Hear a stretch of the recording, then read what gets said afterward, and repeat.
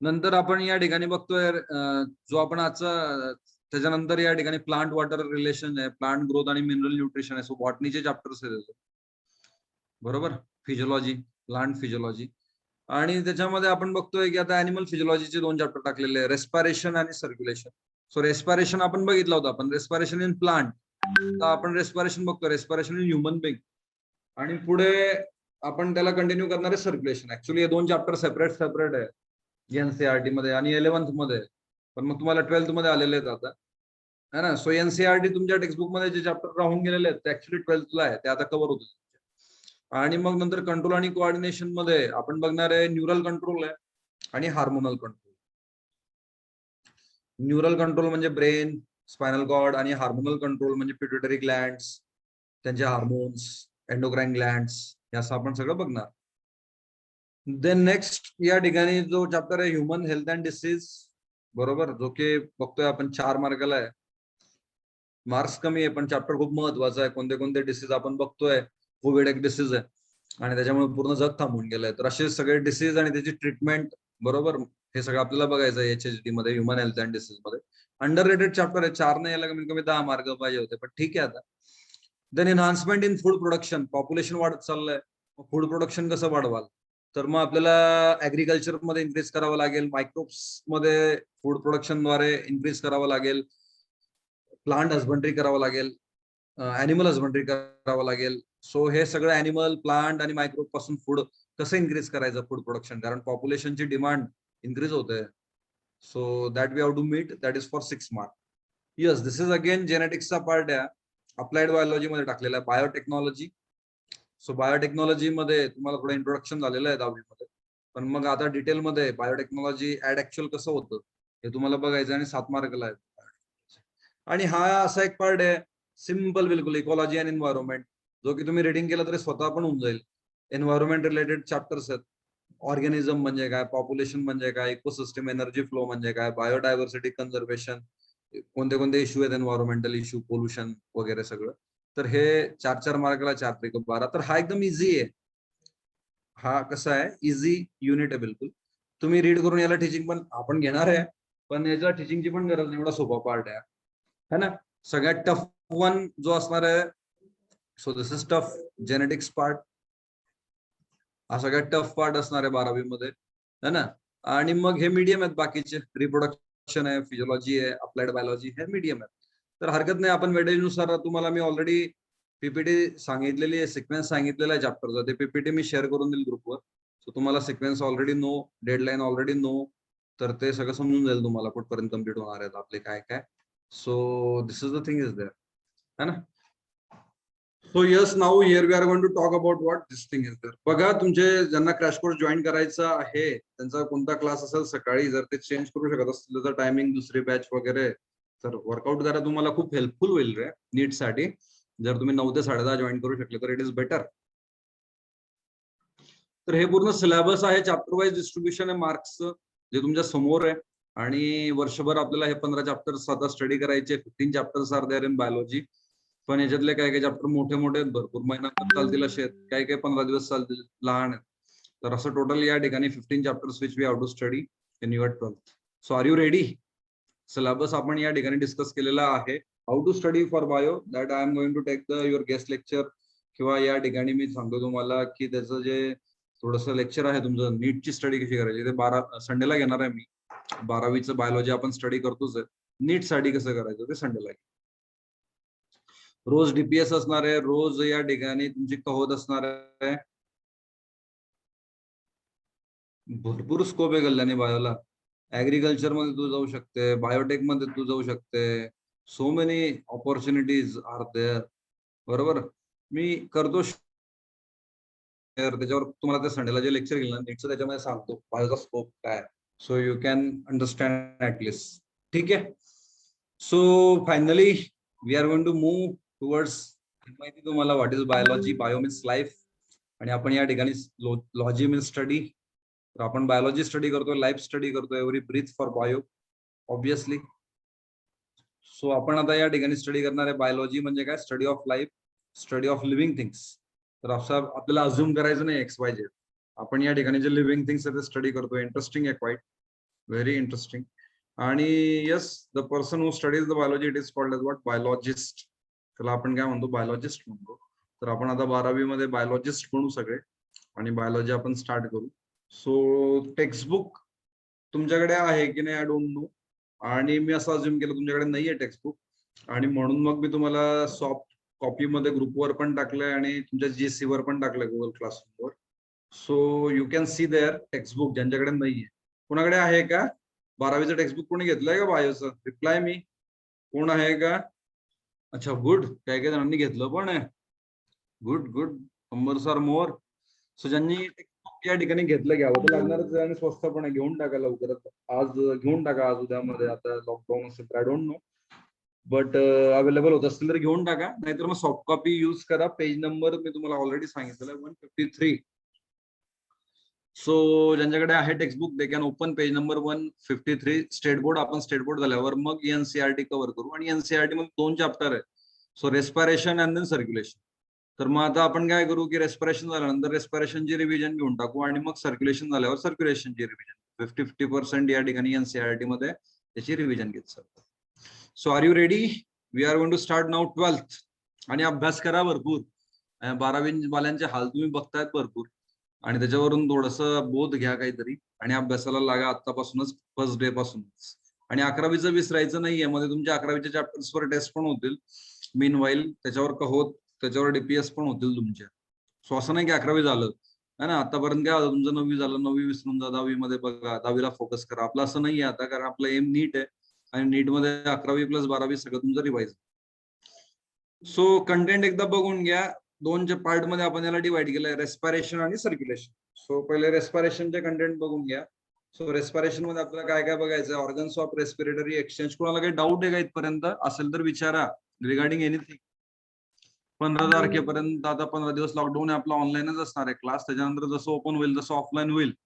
So probably आपला class offline आहे, पण आता धारा 144 लागलेली आहे म्हणून आपण ऑनलाईन घेतोय. So organs of respiratory exchange. वेगवेगळ्या अॅनिमल्स मध्ये कोणते कोणते ऑर्गन्स आहे की जे रेस्पिरेटरी एक्सचेंज करतात, ते ऑर्गन्स आपल्याला स्टडी करायचे. अॅनिमल किंगडम मध्ये आपण बघितलं होतं, तेच आपण परत इकडे रिवाइज करणार आहे. So basics are required. Human respiratory system आपण बघणार आहे आता या ठिकाणी. प्लांट मध्ये आपण बघितलं की ग्लायकोलिसिस होईल है ना, तेव्हा आपण त्या चॅप्टर मध्ये बघितलं. क्रेब सायकल होईल, नंतर ETS होईल. हे ह्युमन्स मध्ये पण होईल. पण मग आता ऑर्गन्स कोणते कोणते, रेस्पिरेटरी सिस्टीम कोणती कोणती आहे ते आपण बघणार आहे. मेकॅनिझम काय रेस्पिरेशनचं, ब्रिथिंगचं रेग्युलेशन कसं होतं है ना. Which are the parts of our brain which are responsible for breathing. 8 number 5 modified respiratory movements कोणत्या कोणत्या आहेत. Common disorders respiratory system, pneumonia सारख्या, बरोबर की आता कोणत्या कोणत्या रेस्पिरेटरी सिस्टमचे डिसऑर्डर आहे. आणि मग ट्रान्सपोर्टेशन लिव्हिंग ऑर्गॅनिझम. सो 8.7 पर्यंत हा जो आहे हा तुमचा चॅप्टर आहे कोणता, respiration. So this is respiration.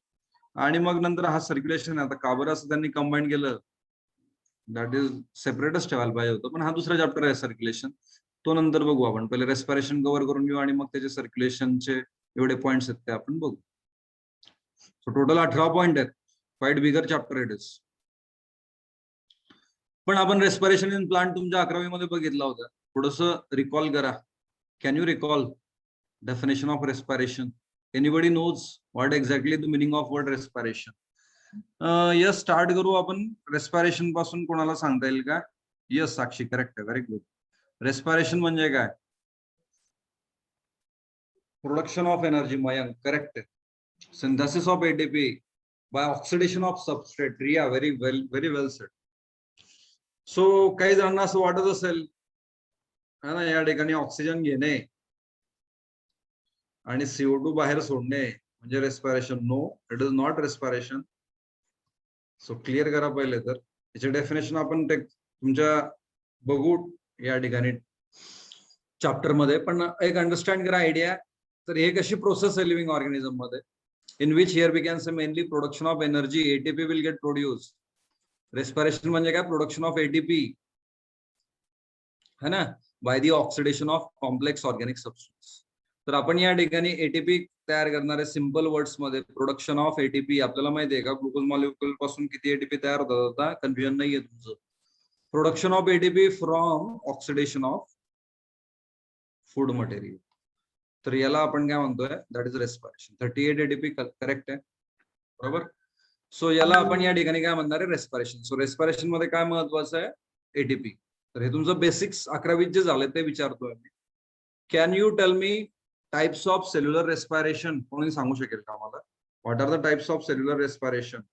Yes, Riya, Vedanti, Anjali, can you reply? Bhumika, can you reply? Types of cellular respiration. Cellular रेस्पिरेशनच्या टोटल 2 टाइप्स आहेत. There are 2 types. Yes, correct आहे परेश. कोणत्या कोणत्या 2 टाइप्स आहेत मग? आता सगळ्यांना आठवलं असेल, aerobic and anaerobic. Aerobic respiration म्हणजे ज्याला ऑक्सिजन लागेल, अनएरोबिक म्हणजे ज्याला ऑक्सिजन लागणार नाही, नो ऑक्सिजन इज रिक्वायर्ड, त्याला आपण anaerobic. Why should we respire all the time? आपण नेहमी रेस्पिरेशन करतो है ना. आपण विदाउट फूड राहू शकतो काही कालावधीसाठी, विदाउट वॉटर सुद्धा आपण थांबू शकतो काही दिवसांसाठी. But yes, without respiration we can not live. Breath for bio. Why should we respire all the time? नेहमी आपण कंटिन्युअस या ठिकाणी काय रेस्पायर करत असतो? त्याचा आन्सर असं आहे यस, कारण आपल्याला कंटिन्युअस आपल्या बॉडीमध्ये काय पाहिजे, energy. So we required here, we can say energy, and that's why here we are going to respire to prepare the energy, to produce the energy, है ना. So food मध्ये या ठिकाणी एनर्जी स्टोर्ड आहे आणि त्यांच्यापासून नॉन युजेबल फॉर्म पासून, पण ती आपण डायरेक्टली युज नाही करू शकत. सो नॉन युजेबल फॉर्म असतो एनर्जीचा, त्याला आपण युजेबल फॉर्म मध्ये कन्वर्ट करतो. So we can use that energy, है ना. आणि all the living organism respire to get energy from food. तर सगळे लिव्हिंग ऑर्गॅनिझम का रेस्पायर करतात? To get the energy. एक सिंपल वर्ड मध्ये त्याचा आन्सर काय? Why should be respire all the time? To get the energy. ठीक आहे, तर हे सगळं रिकॉल केलं आपण 11वी विषयी. आता इंट्रोडक्शन पार्ट आपण बघतोय. ऍक्च्युअली उद्यापासून तुमचा स्टार्ट होईल ऍक्च्युअल चॅप्टर. आज जस्ट आपण इंट्रोडक्टरी लेक्चर्स या ठिकाणी बघतोय. So those who are interested to join the class, त्यांनी जी लिंक अजून भरलेली नाहीये ती लिंक फिल करा. जीसी गुगल क्लासरूम ज्यांनी जॉईन केलेलं नाहीये, गुगल क्लासरूम जॉईन करा. आणि संडेला तुमचं या ठिकाणी इंटरॅक्शन आहे एमबीबीएस आणि बीएमएस स्टुडंट सोबत, प्लस या ठिकाणी how to study the bio असं तुमचा या ठिकाणी सेमिनार आहे, नीट साठी कसं स्टडी करायचं. तर असं सगळं आहे. आज आपलं इंट्रोडक्टरी पार्ट आपण फक्त डिस्कस करतोय. चॅप्टर आपण स्टार्ट केलाय, चॅप्टर नंबर 8, 10 मार्काला आहे, बरोबर. Respiration and then circulation. So पहिला पार्ट आहे रेस्पिरेशन आणि दुसरा पार्ट कोणता असणार आहे, सर्क्युलेशन. तर हे दोन्ही पार्ट आपण या ठिकाणी आता कम्प्लीट करू. आपण ऑलरेडी स्टार्ट केलाय respiration. So all living organism require energy to carry out various life process. So जेवढे पण लिव्हिंग ऑर्गॅनिझम असतील सगळे, ते कोणतेही असो, सगळ्या लिव्हिंग ऑर्गॅनिझमला काय पाहिजे, यस, द रिक्वायर्ड एनर्जी, है ना.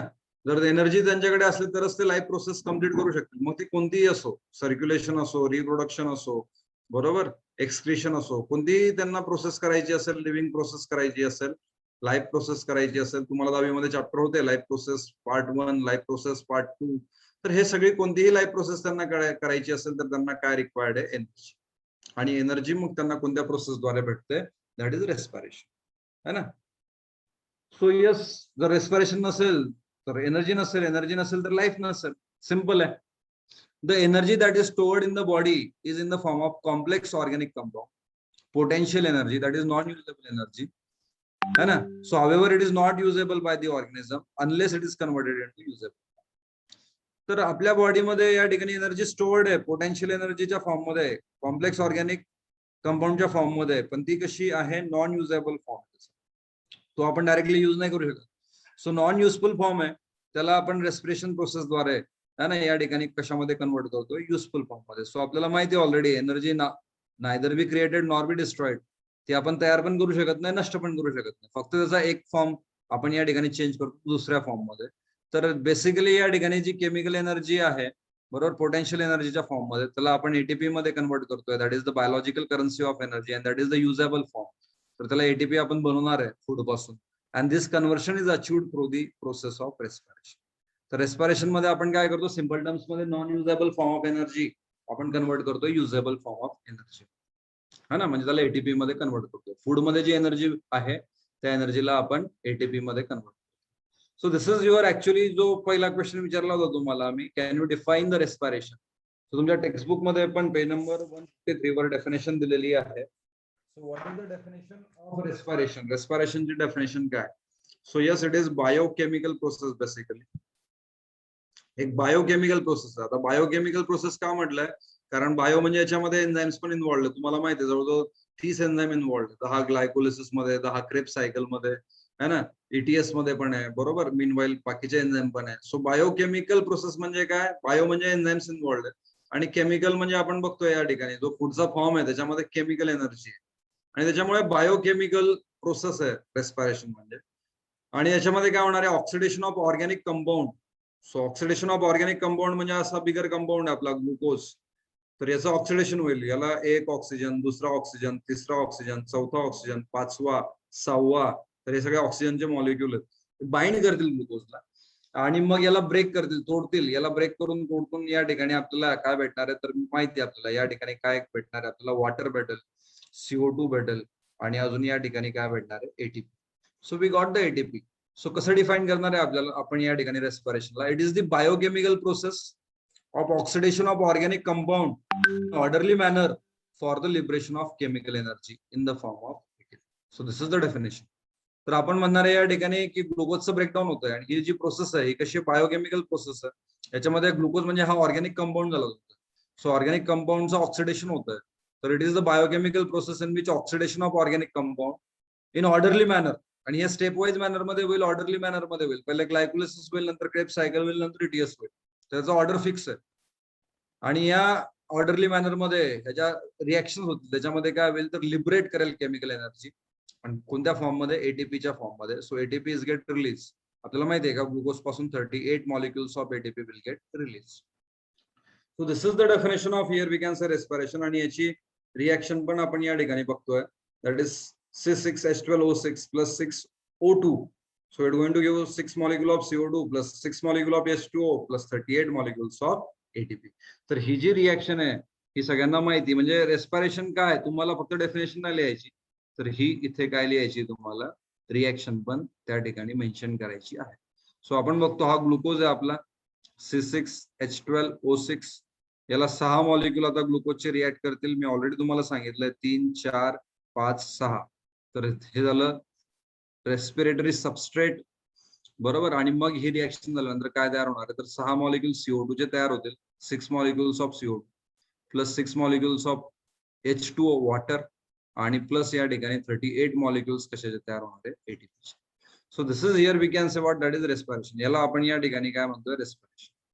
So this is the overall definition in words as well as here we can say what in the equation. Equation पण तुम्हाला ध्यानात ठेवायची. So what is mean by respiration. जर तुम्हाला विचारलं एक्झाम मध्ये बोर्डाच्या, तर फक्त डेफिनेशन लिहून नाही यायचं. ही इक्वेशन पण तुम्हाला तेवढीच महत्वाची. इक्वेशन पण तिथे मेन्शन करायची आणि तुम्हाला येते इक्वेशन.